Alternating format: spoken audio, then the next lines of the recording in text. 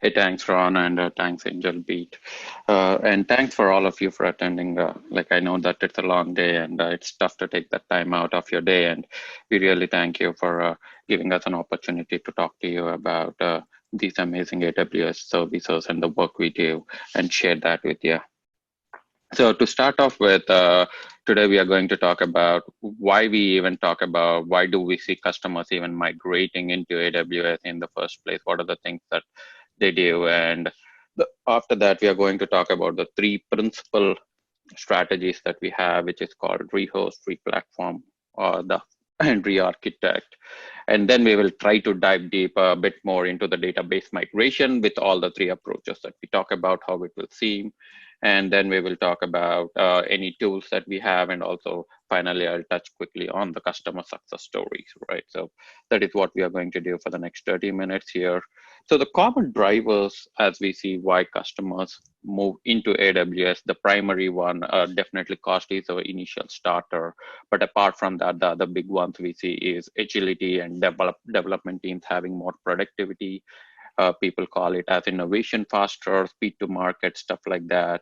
And also as companies are merging with other companies, there are a lot of acquisitions that are happening. So you now have these two different technological platforms, and they want to migrate that into one single platform.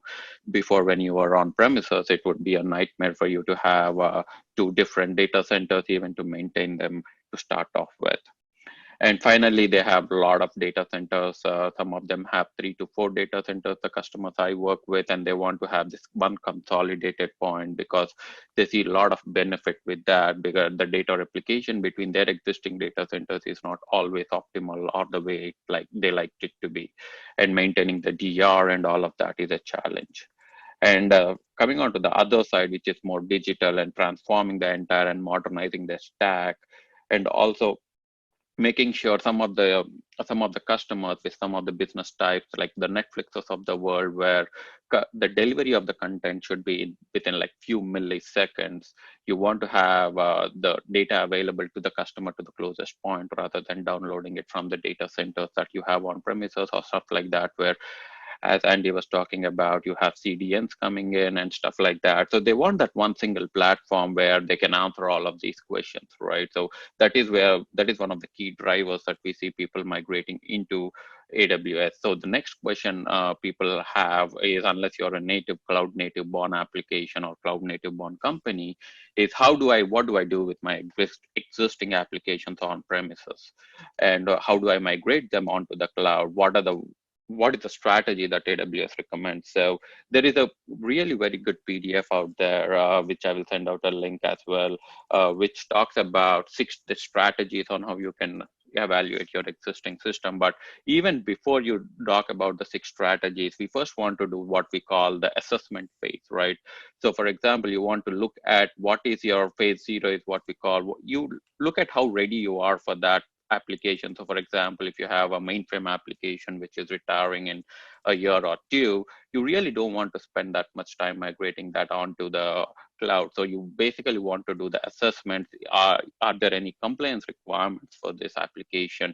Does all the cloud services or whatever cloud services that I'm planning to use on AWS, do those all apply here, or all those services compliant with this, right? A good example could be if you are a healthcare company, you could have HIPAA compliances. So not all services on AWS are HIPAA compliant, right? So you want to do that readiness check. And then after that, what we call about is readiness and planning, is where you do a lot of discovery. So we will talk a bit about how can we do that. And then you basically think about, what do I have the skills and the center of excellence teams?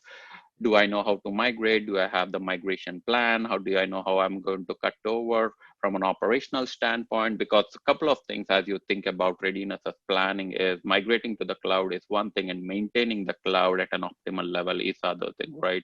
So for example, if you have 5 huge servers that you're running on premises today, just because of that peak load that you expect maybe in the Thanksgiving season, you don't want to run the same 5 servers on AWS, right? You want to run it based on the need. And then you want the ability to scale not 5, but even 6 or 7 based on the need. So you want to make sure you understand the cloud capabilities there. And finally, we want the application migration. And as you can see, that's an iteration. Pretty much what we do, we discover, we design, build, and then we optimize it over and over again, right? So you do your assessment initially, then you do your planning, then you move some of the data or the applications which you can move with the data, and finally you optimize it to the cloud. So that is kind of the methodology we look at it when we look at it from the cloud perspective.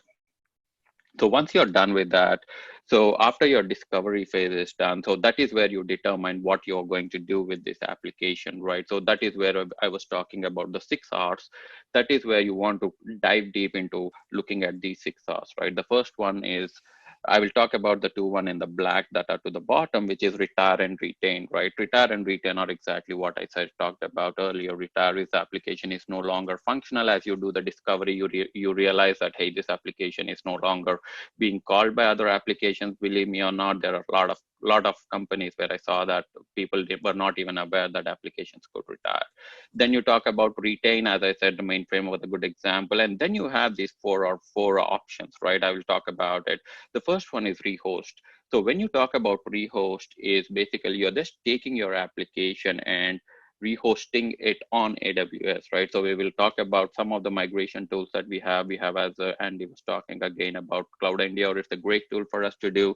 Again, you can do it in an automated way, or you can do it in a manual way there as well. And then you talk about replatform. Replatform is a bit tricky, where you want to use some of the features of the cloud and you want to change it, right? Like let's say you are on a Linux box, you want to replatform it on a Windows box, or kind of slightly changes, but not like drastic changes that you're trying to do. And you're basically modifying some of the infrastructure, not like heavily about it. And then you talk about repurchase, right? So this is where you can do a couple of things. Sometimes you're not allowed to migrate your licenses with your on-premises systems onto your cloud because of the way licensing works with some of the vendors. So in those cases, you can use things like AWS has a very strong marketplace where you can use pay-as-you-go model, where you just use the services and you pay the cost for the AWS infrastructure, as well as some license fee, again hourly basis for the vendor as well. So you can do some kind of that, or even you can buy them out. And finally, refactor is where you basically redesign the application, right? Because one of the biggest thing you think about as you move to the cloud, one of the biggest things you think about is the applications that were written from our premises are not always optimized as you move them to the cloud, right? So you want to have that optimization picked in at some point. So that is where we talk about refactoring, where you can have things like microservices, where you can have scalability, where you can have high availability, performance, and all of those nice things that we have been talking about and we will talk about for the rest of the day. And that is where we talk about all of the refactoring and redesigning and stuff. So as I said, as we move towards this session, we will talk about how we implement some of these things as well.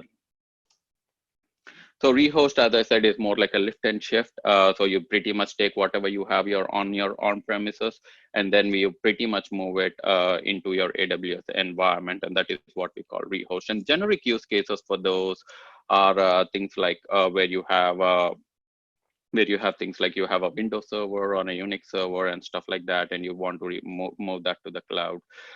Basically, you also have BC scenarios from cloud to cloud migration and stuff like that. And we also have what we call the storage of EBS and stuff like that on AWS. VMDK, we will talk about that. That is basically a VMware. If you have something on a VMware, we have something very similar to that, which is VMware on AWS. And pretty much, if you think about it, if you have a good size instance, we pretty much evaluate what is the size of your instance on premises and replicate that on AWS. So we are not like really doing a lot of things there. And Cloud Endure, again, is something that really helps you do these migrations. And we have done about 700 for one single company. We did about 700 migrations just using Cloud Endure recently, and it was a great success. So we Cloud Endure is an AWS tool again. So the way it works is as you do some of this assessment, you install these agents, and these agents task to replicate what we call a blueprint, right? So these agents that you install on your on-premises systems, they keep on kind of identifying what kind of environment you have, what are the configurations and all of that. And as you can see, we can do that on Windows and Linux. And then we basically come up with a blueprint, right, that you can update by any time, right? So we come up with a blueprint from what we install this Cloud Endure agent. It comes up with this nice blueprint. Then you can do some testing saying that, hey, is this configuration or the blueprint that I got really what I'm trying to look at? You can do some testing, and if until you are not satisfied, you can continue to do the testing. You can do the corrections to the blueprint that was suggested and redo the testing until you're satisfied, right? So once you're satisfied, until you're doing the testing, that the agents that you have installed continuously keep sending the data into Cloud Endure. So once you're done with all of that and you're ready to do the cutover happens. But once the cutover happens, the agents on your on-premises are no more sending because the cutover is happening and your traffic is now on AWS, right? As I said, Cloud Endure really helps you get that out. So this is a very powerful tool that I have been using, and all of my customers that who wants to talk about migration have been using as well. So the other thing about pre-hosting is we also have things like server migration service. We have we have about 175 different services to help you with all your business critical activities, right? One of them to help you with the migration, specifically server migration, is what we call server migration service. It basically uses OVF, open source standard one for the packaging, and it basically you can do it, you can schedule it, and all of those nice things that you can standardly do with anything. And the way within AWS it works, it gets that those are OVF files and VM machines, and basically based on that, it launches an EC2 instance along with your EBS snapshot, and then you can basically create an AMI. What we call AMI is Amazon Machine Image, and then you can store it, right? So very similar to, so you don't really, the whole reason about this server migration is you don't have to spend a lot of time trying to understand how or what are the configurations on AWS I need to do and stuff like that. So that is where we think this will really help you on if you have something already on-prem, where you use some kind of virtual machines, we will be able to put that onto AWS and help you go figure out how it is. But again, if you think about it, it's a lift and shift. So we are not really optimizing it to the cloud at this point.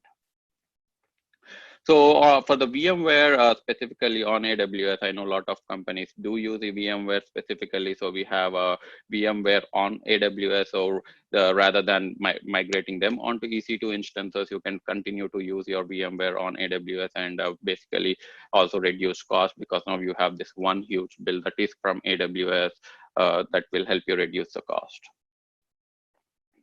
So the next option about is where we talk about replatforming, is where you want to move the application binaries and the user data to AWS, but you want to either change the few updates in the operating system or few updates in applications or stuff like that. One real good use case I see, it's a notification service.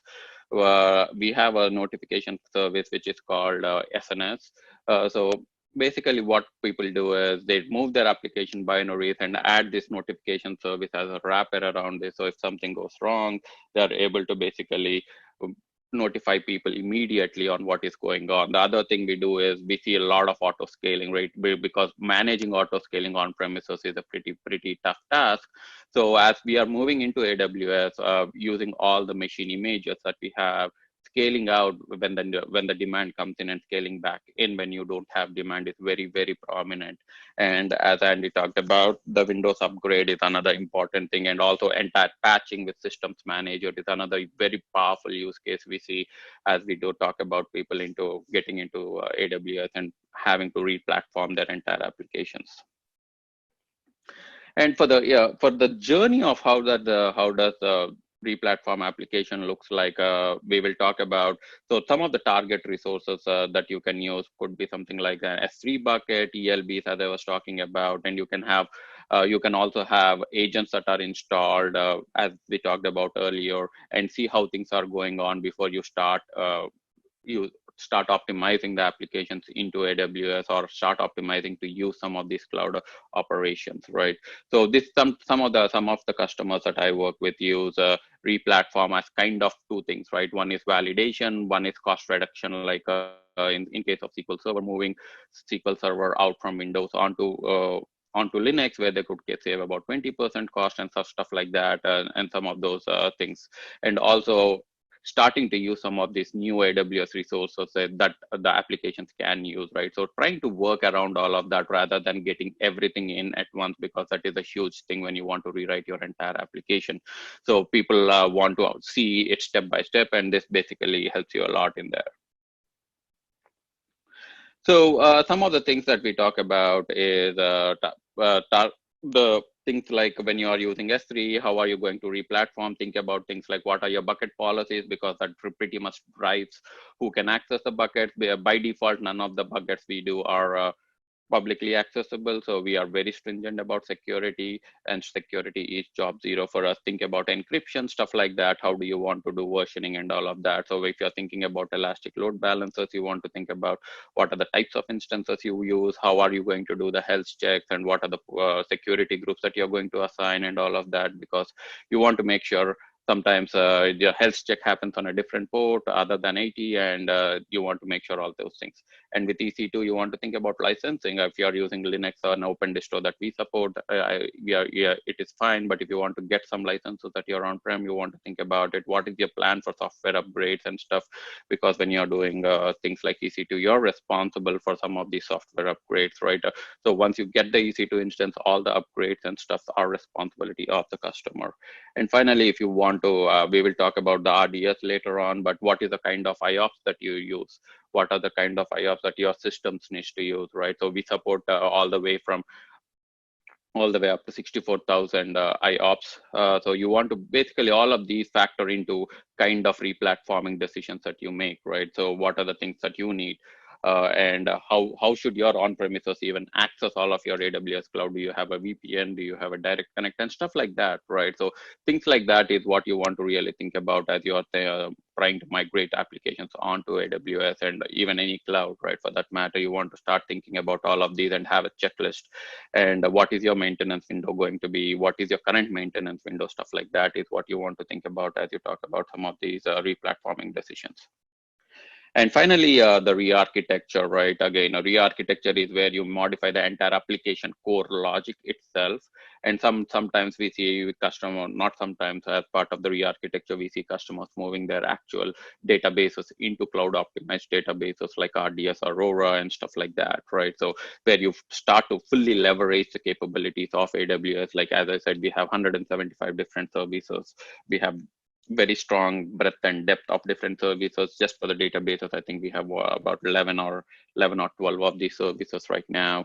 So you have what we call purpose built services, right? So we don't want you to fit things into certain certain databases if they are not fitting the right way. That's the whole reason we have this purpose built structure.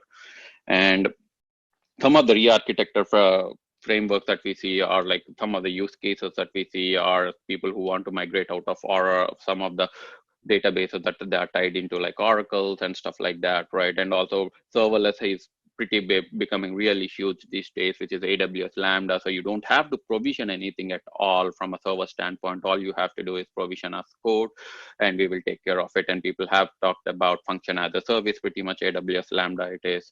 And also decoupling architectures, right? Where you have things like queues. We have SQS, which is our queuing service, where you can ping, people have been talking about how two different applications talk to each other, and rather than having dependencies and orchestrations, people have been sending messages into these SQS queues and basically decoupling their entire architectures. And also using some of our AWS native services like DynamoDB, right? So DynamoDB is a great NoSQL database as well. So people have been moving into that, and also modernize some of their existing Linux things, right? Linux modernizations, like COBOL. Actually, there is a way you can fit COBOL code into Lambdas today, so that if you think about how big that is from a mainframe COBOL environment into some kind of a Lambda environment, which is serverless, those kinds of optimizations are things that we are talking about when we're talking about re-architecture.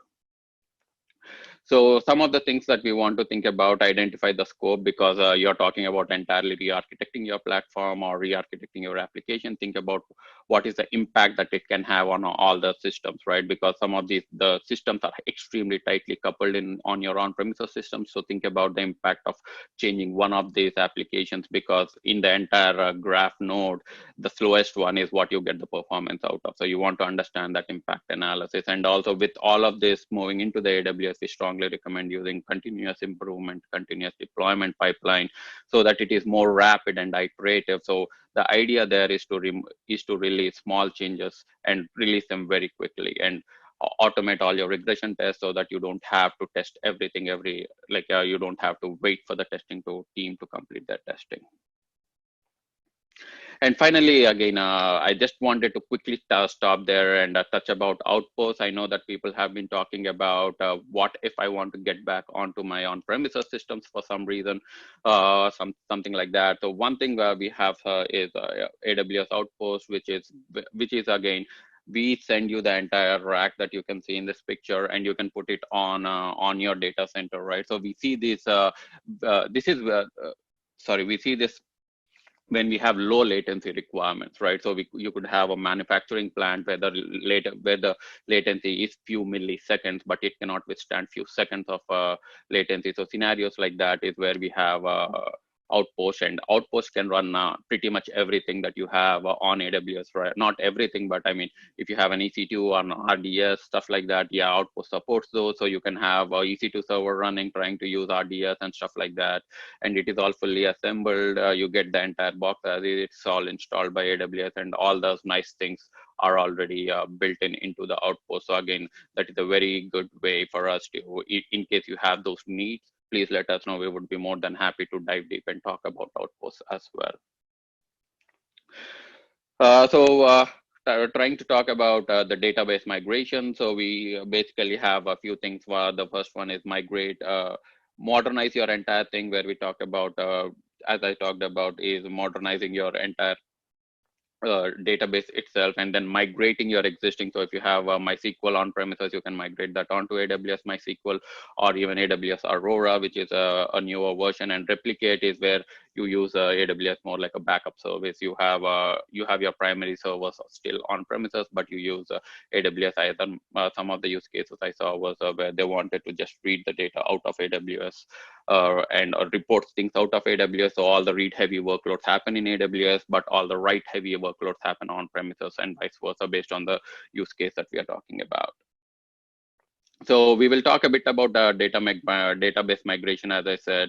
So in this case, we are trying to rehost the database migrations from on-premises. So you basically think about the database is on EC2, determine the deployment configuration. That's what we are talking about. You basically see whether it is compatible, the versions that you have, are they compatible with what you want? What is the instance size? And what are the security and networking needs, right? So as you talk about the migration planning, that's where you talk about what are the database migration tools. As I said, we have database migration service is another service we have, and schema conversion tool service. Schema conversion tool is another service we have, where they really help you migrate the data from your on-premises onto AWS. And what are your validations for your post migration for us to do the cutover, right? So after the migration, things would be pretty similar. You have your on-premises, you have your AWS, and all of that interconnect is going to happen through your migrations tools, and you basically dive there, try to understand that. But in this case, what you're trying to do is host your database on EC2, because we are rehosting, we are not like re-architecting or replatforming it. So when you do the replatform, this is what you are thinking about, is you're trying to convert your existing RDBMS or some kind of relational data into something like AWS Aurora.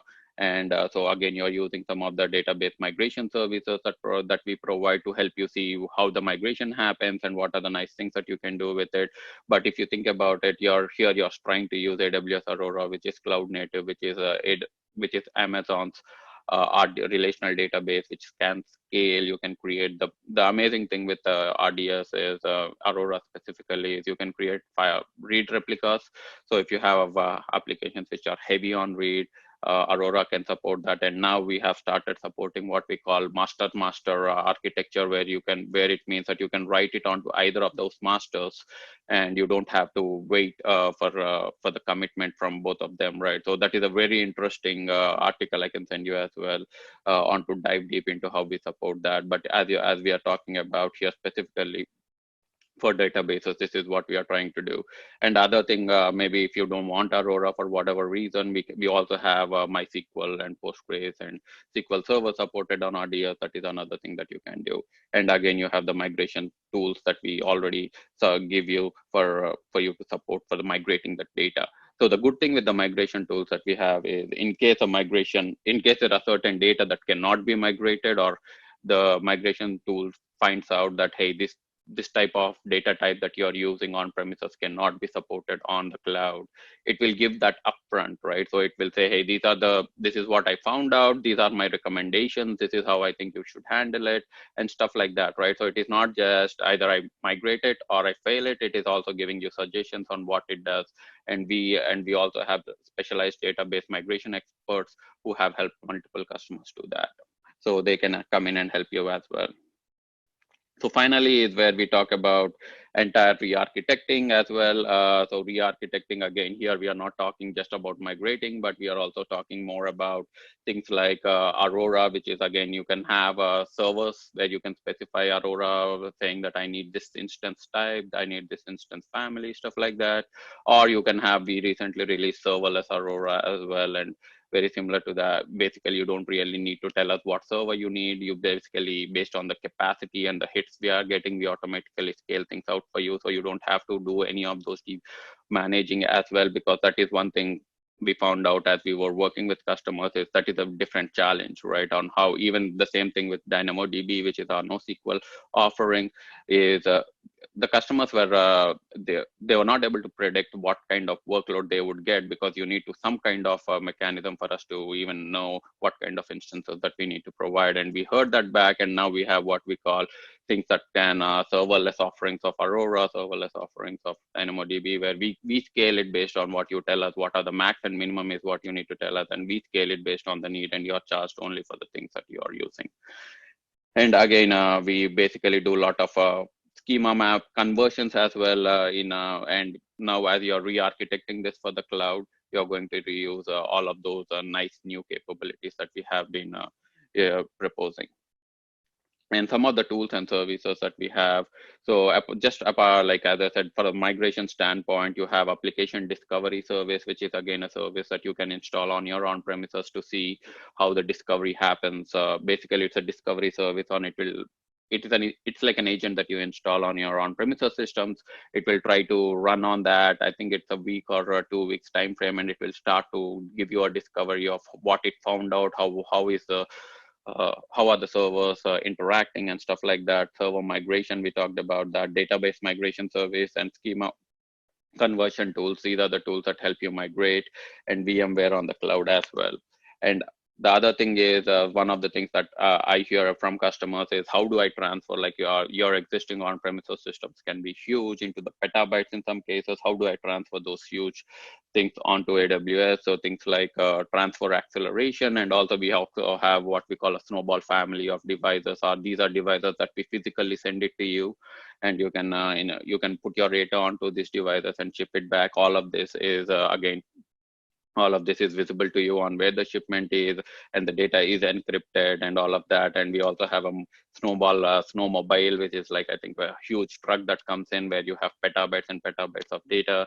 And there is a really one of the companies used that, I think, in Pennsylvania, and there is a case study about it, how we did that and stuff. It's an amazing thing, right? So all of these tools, and also the kinesis that you see there, we didn't really dive deep into that. That is more like a real-time processing, right? So a quick example on how one of the retail customers I worked for really transformed their entire business was before entire AWS work, the way they processed or even had some insights into the transactions that were happening was, you make a transaction, and a day or two after you make the transaction, the batch process runs, and then it provides reports, right? So between the transaction and it being reported, there was about 3 to 4 day lag. And with the Kinesis, what they did is they pretty much implemented it real time. So the moment you do a transaction, the transaction goes into real time. Now it is available for the report, for the business intelligence teams to see the report or even see what is the revenue that is going on. And it gave them that real time insight into things which were never possible before when they were on premises, right? So this is where we were talking about entire re-architecting and all of those nice things. And again, AWS Direct Connect is it's a service where we provide where you can directly connect your existing data centers into the AWS network. So whatever Andy talked about, where the entire AWS regions and all of those are connected by our AWS fiber. But there is also an opportunity. But the last mile there is, how do I connect my AWS? How do I connect my existing data center into AWS? Right. That is where Direct Connect helps. And again, it's a private line between your data center and AWS. So there are no security implications there and stuff like that again. And finally, as you can see down there, we work with a bunch of partners, and you can find all of those partners on our AWS marketplace who help you migrate the data into, or migrate the data or even applications into AWS, right? So you can see a bunch of them all the way from the Deloittes of the world to things like the TSO Logic and stuff like that. So we work with multiple of them, so all of them can help you with that. And finally, we have multiple success stories with all of the database migration services that we provide. Audible itself, which is an Amazon company itself, they were on premises and they moved to AWS using our database migration service. Include again a big big money service company that we have around in US and Canada. They did a lot of migration, and 21st Century Fox, again, there are a media company which did a lot of migration. I think they were one of the ones where they had to migrate using the Snowball devices into AWS because of the volume of the data they had.